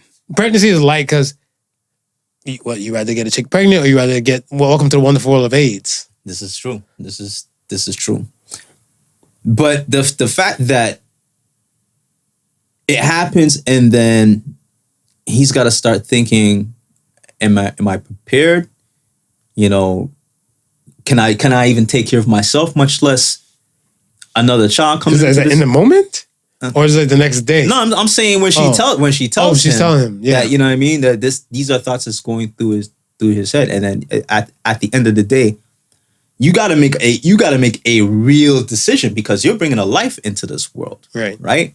And you got to start thinking, what quality of life is this child gonna have, right? Mm-hmm. And if you can't provide, then I don't know, maybe the abortion is a thing, or maybe an adoption. But you have to now come to some sort of agreement with said lady about this whole situation. But I don't think it. 9 times, I won't, maybe not 9 times out of 10, but we'll go back to the maybe 8 times out of 10. I don't really think it goes like that, right? Yeah. And we know in this country, probably in the US, probably as well, when it comes to rights and the children of said man and woman, we know the courts tend to lean more towards the women. Because it's a woman's world. And listen, I know countless of men who just, I hear stories, man, and it's like, wow, you go through that? I mean, granted, there's a lot of deadbeat dads out there also. Absolutely. You understand? So we're not excusing that, but there's, it's a plight with men not being heard. Men not being taken seriously. And you know what they still don't take seriously pertaining to men? Like rape? Yeah. Yeah. It's like a joke. Yeah. I said it one day. I was talking about the guy who got raped by like the 4 fat chicks. Right. Downtown. Yeah. And the lady's like, she just chuckled. So I'm like, why you laugh for? She's like, why you say they're fat? I'm like, because they were heavy set women. Right. They're still at large. She's like, ah! I was like, you're a fuck. I'm so sorry. I shouldn't be touching, but I'm going to touch you anyway. But yes, but this is what I'm saying. Like a lot of times they brush off like men's trauma, men's pain, right? Yeah, men's angst, because like you're right. He could be going through set kind of chronicles and stuff, and like I can't barely take care of my damn self. Yeah, right. I'm telling you, no. What if the guy even has 2 kids already? And he's like, this is the 3rd, whatever. Yes, he should be well aware about the condom thing, but it should be well aware on her side too. Also, you shouldn't let no dude slide in you and stuff whatever without you're fully prepared and stuff as well from your side. And you also got to be thinking, yo, while you're in the moment, and this is a possibility, if dude ain't taking care of his first 2 kids, you kind of might want to use that as an indication when he says, I don't think I can handle a 3rd. But some people want their first, and they might feel like opportunities might not come around and stuff like that again. I look at like Insecure. Spoiler alert. With the Condola. Right. The Condola situation. Yeah. Right? She was married previously before. She didn't want kids then. And then now, she's like, yo, she's run out of time. And like some things change. Yeah. You're okay. Everybody's okay to change their mind. Of course. Everybody has all right to change their mind. So that's what I'm saying. But it has to correlate a form of togetherness. Right. Right? Like if I say I'm going to buy a party sub, it's a party sub. Yeah. I'm like, and I'm going to call myself eating this bitch. And then now, let's say I only devour maybe like 1 foot of this 6 foot thing. Yeah. And the rest goes bad. That's all on me. That's on you. Because I agree. But if I go to the party like, hey, you want some? Are you going to get some? You going to get some? Yeah. All right, so we're all equal up to like everybody get a foot apiece? Run it. Right. We all are in agreement. Yeah. I just feel like it's just one-sided and stuff, definitely.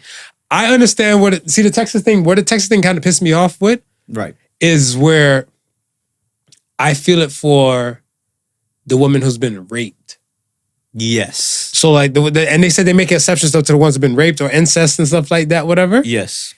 But I'm like, what if like set girl and stuff, right?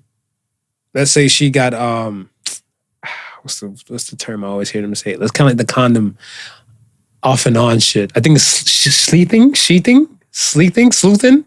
something where like basically the guy. She's like, you got protection? He's like, yeah. Right, yeah. And he says he has protection, that he doesn't. And he goes in without condom. Right. Gets her pregnant and stuff like that, right? Right. She's like, say she's none the wiser because he doesn't bust in her. Yeah. Right? He doesn't bust in her and stuff and none the wiser.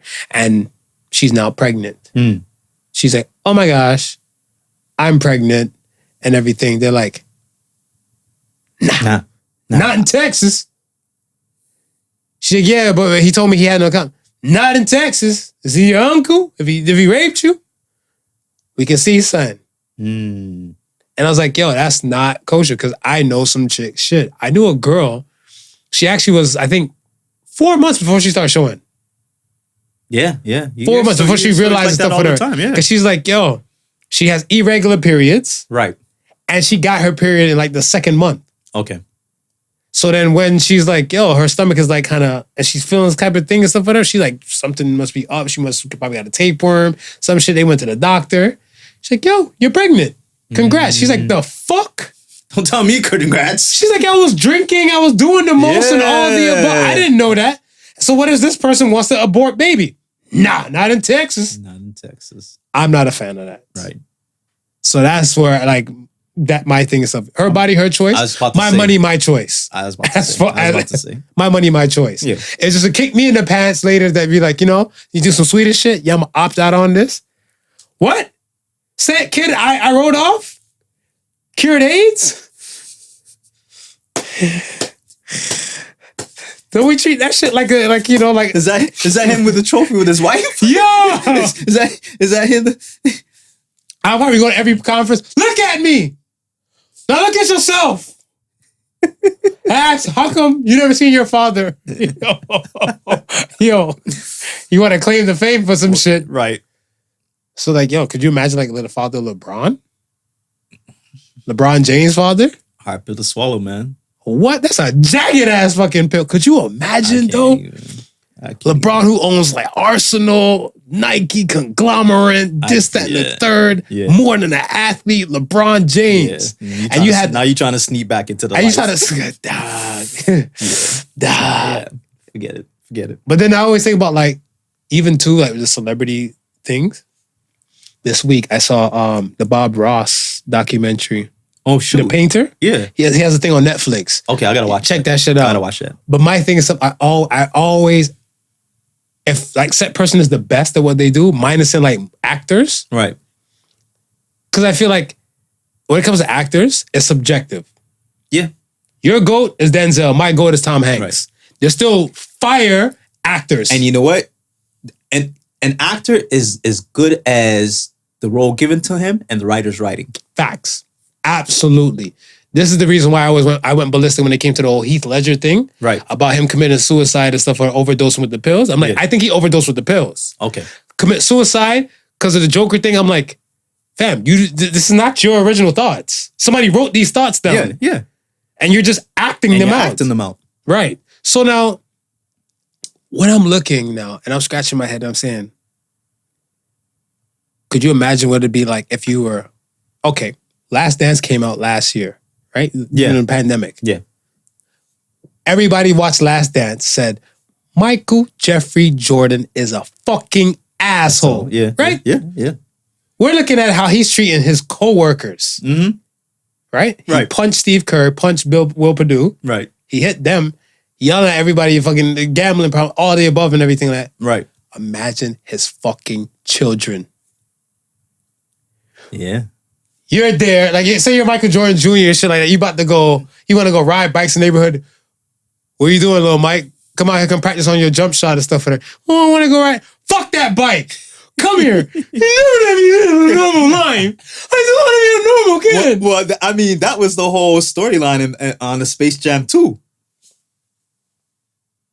Yeah, I mean, LeBron's son. I didn't even see Space Jam 2 yet. LeBron's son wanted to do something different. I never seen Space, but that's what I'm saying. And LeBron was like, nah, you gotta shoot these hoops. When your parent is great, yeah, it's the kid. This is the reason why, like, the Bronny, like the LeBron James Juniors, the juniors and stuff, whatever. Yeah. Yo, I am my own entity.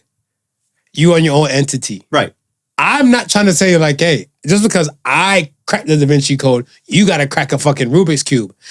If you want to do it on your own, then that's fine. Yeah. There's a Bob Ross part in there to fucking kill you and stuff with his son. Okay, no, definitely. So that's what I I'm saying. definitely gotta watch it now. That's what I'm saying. I'm always worried about the grades. So I was like, yo, but the fatherhood dance is not an easy dance. No, it's not. It's not an easy dance. To opt out, right?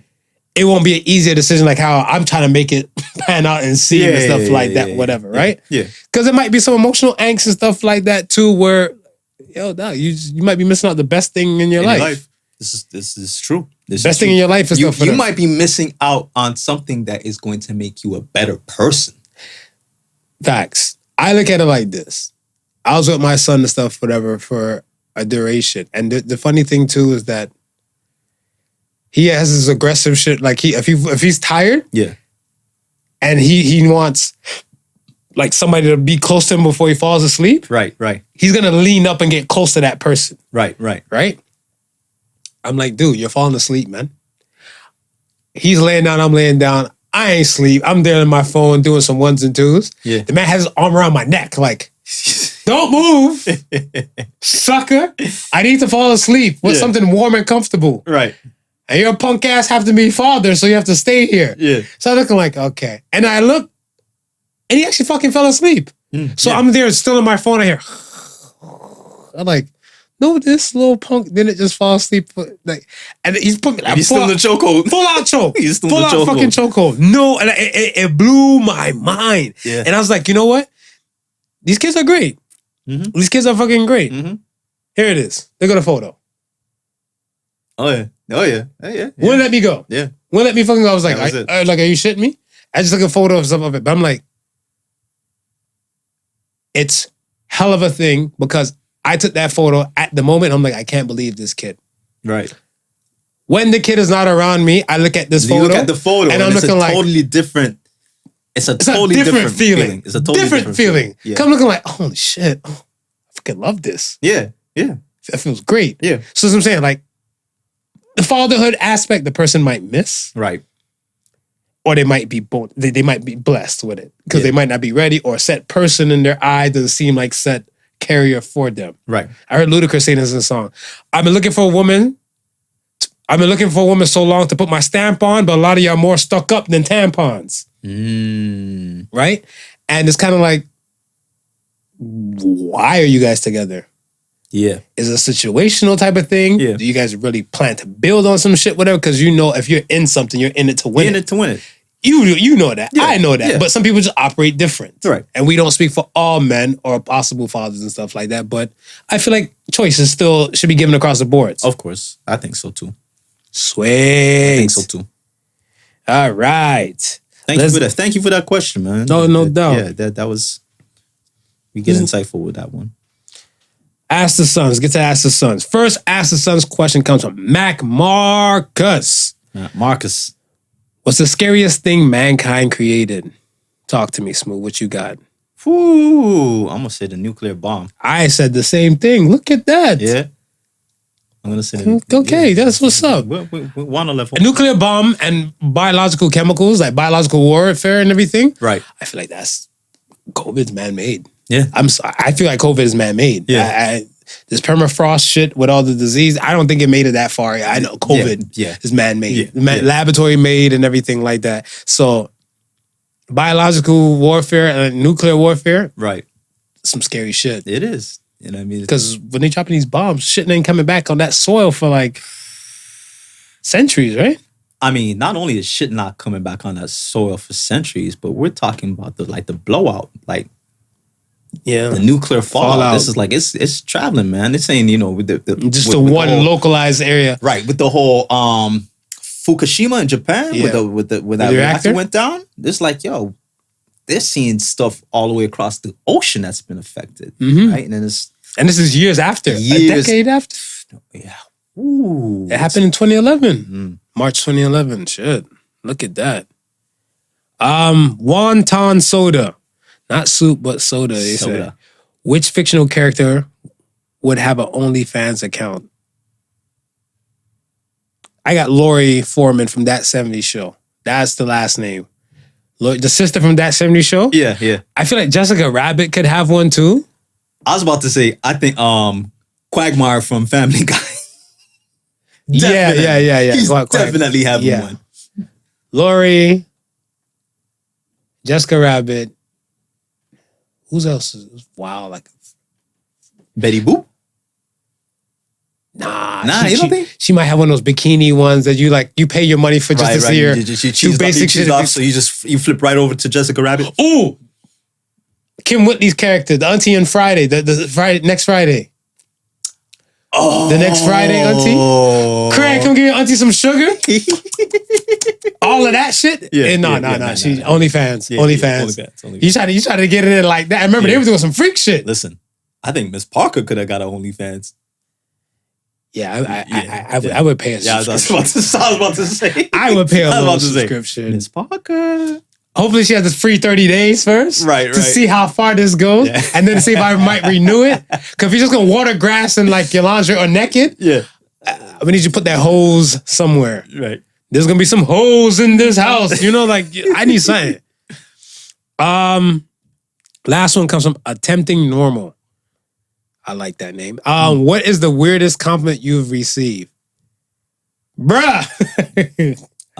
Go first. You're cute for a short guy? Are we all trolls? like I wish I had the hair like a fucking troll. I was like, what do you mean? But some trolls have the belly piercing. No, I would. Yeah. I never got that one. I was like, you're cute for a short guy. So, okay. Mine's with a chick. Watching a flick. Yeah. Watching a movie. Right. Me. Do I want to call it my erogenous zone? I want to say, I like it though. Yeah. I like when women just like, just brush your hair with their hand. Or just brush your head, like stroke your head. It's a nice feeling. Yeah. It's a nice feeling. Right. She was doing all of that. Yeah. Then she started touching like more of my head. Yeah. And then she didn't say, you have a nice shaped head. She said, you have a nice skull. Who the fuck says skull? But surgeons. A nice and people selling body parts on the black market. Scalpel. So I was like, nah. I'm uncomfortable. I was like, yo, don't touch me, man. I'm like, what fuck you mean by that? She's like, you just got a nice shaped head. Say that. Say that. Lead with that. Why did you start with that? Lead with that. Why did you start with that? Fucking girl. Then maybe she thought you would have got confused with which head she was talking about. Nah, this ain't skull right here. This is tombstone down here. This is tombstone. Rise from the dead. Yeah. Another chick. I knew it wasn't gonna last that long. Mm-hmm. She said, your mind is like a kaleidoscope. To this day, I still don't know what the fuck that means. What does that mean? I was 22 at the time. I know that for a fact. Right. And I was just laid up with this chick and I was just trying to get some cooch. Yeah. So we were having, and this is me. My thing and stuff is that I realize now, older now. Yeah. Older Marv, wiser Marv, in conversations with people and stuff. The conversation you and I have, they're considered intimate to the regular folks. Yeah. They're regular conversations to us. So I'm having this conversation with everybody, but she's moved and everything like that, right? Yeah. And I guess certain things I must have been saying must have been kind of deep. I'm looking at it stuff as like, I'm here with a beautiful woman. Mm-hmm. We're in her room. We're on the bed. We're fully clothed. Yeah. We're just having combos and stuff, kind of just staring up at the ceiling, jamming to some tunes. Yeah. Whatever, right? I'm like, this is my second time at a girl's house. I don't know if I'm going to get anything or all the above. Just playing the good game. Just playing the role. And then she's like, your mind is like a kaleidoscope. I sat up on that bed like, ¿por qué? And she's like, yeah, it's just different. I'm like, different. Not only did she say your mind was like a kaleidoscope to confuse you, then she threw in different. So I was like, so by this time, I'm fully in her face. Right. And then she kind of leaned up like towards she wanted to kiss me. I'm like, you know what? Fuck it. Let's kiss and fuck. Because let me think about this later. Yeah. I'll try and figure it out after the action. To this day, I'm 36. Still trying to decipher it. You don't know why it's not working. I mean, is it like is it a beautiful mess? Like I don't understand. Is it a beautiful mind like Russell Crowe? Is that what it is? I don't know. Okay. I see that. And my favorite one. Right there. Fuck. Is that, I forget what street. Is that Central Parkway? Yeah. It's in Saga. So Central Parkway in Eglinton. Yeah, so remember where your sister used to live? Right, yeah. So when you're turning down that area, there's a Shell gas station right there. Right there in the corner. Okay. So there's a Shell and there's a petrol. Yeah. So on the Shell side, I'm at the Shell. I'm pumping gas to get ready to dip. Come leaving your sister's spot one time. Right. Pumping gas. Older white lady rolls up and everything like that. She could be her early millions. Like, I want to say she probably she could be 60 something. Okay. Right? Yeah. Hops out, set, car. I can't remember. It was like a Ford car of some sort, whatever, right? Yeah. Hop out said Ford car, pumping gas. You know me, I'm friendly and shit like that. But if I'm pumping my gas, I just give her a head nod. And she looks at me. The greatest line. I don't know why I take this lady up on the offer. She's like, you look like you could be fun. You look like you could be fun at Blue Mountain. It's like, wow. It's like, what the fuck? At first I was still taken back. To folks that don't know, Blue Mountain is a resort, like a ski resort. Blue Mountain's like the Poconos. Yes. Yeah. It's like a ski resort, like the GTA's Rockies. Yeah, like a little ski resort, little slope and everything like that, and resort. So I'm looking, I'm like, you look like you could be fun to take the Blue Mountain. But I was like, who's paying though? Like, if I ever had more information, right, I'd have been groupie love and went with her a long time. I probably would have snatched you. I probably would have eaten out Agnes. Yo, because that's my thing. Cause I'm like, what the fuck? Who says some shit like that? I went inside the store to go pay, and then when I was done paying and stuff, and she was walking in, she's like, you take care, cutie. I'm like, bye, you too. What the fuck? And took the fuck off. And I started thinking, I was like, I never been to Blue Mountain without paying. I always had to pay for Blue Mountain. I'm like, that was your opportunity, bro. Yeah. See, God's like, I threw you a silver spoon and you threw it back at me. Yeah. It's not. It's like he threw you an alley-oop and you didn't catch the ball to pretty slam much. It. Yeah. I didn't want to slam Agnes. Well, this is it. I mean, Agnes probably could have had like dentures she could have took out, and you know how that goes. Oh, the gummies. The gummies. She gave me the gummy. The gummy worm. The gimme gummy. She put her gummy on my worm. Profound. Yeah, it's poetic. Just want to snap to that. Maybe you need to go back to the gas station and see if Agnes. Yo, I've been recruiting. I've been hunting. Anytime I'm at the gas station, I was at the gas station, I think like, maybe like some part in August. Right. I'm pumping gas. I'm on lookout and stuff. And I'm like, I'm waiting for a random to say something to me. I got my mask off and everything. At the gas station, like, let them know, like, I'm a decent looking dude. There you go. Shoot your shot. Yeah. Back then, I was probably spoken for, but now. Nah. Blue Mountain, here I come.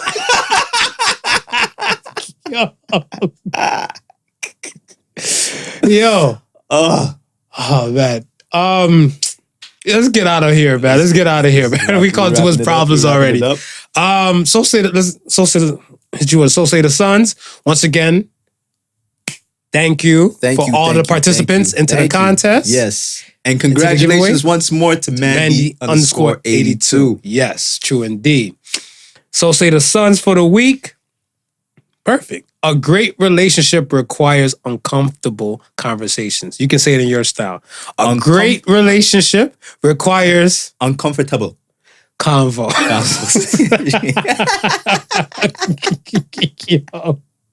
It's the yachty in me, man. It's the I can't handle it. It's the yachty in me, man. Once again, folks, we thank you for listening to the Podical Sons. We thank you. Much appreciate you. We really do. Like, comment, subscribe, and all the above. Don't forget to hit the likes and the comments underneath wherever you're listening to this podcast and stuff as well. Yeah. And yes, thank you again for listening to Podical Sons. Remember, the difference between genius and stupidity is that genius has its limits. Peace and love, y'all. Peace. The Podical Sons with not your average Joseph and Sofa King Marvelous.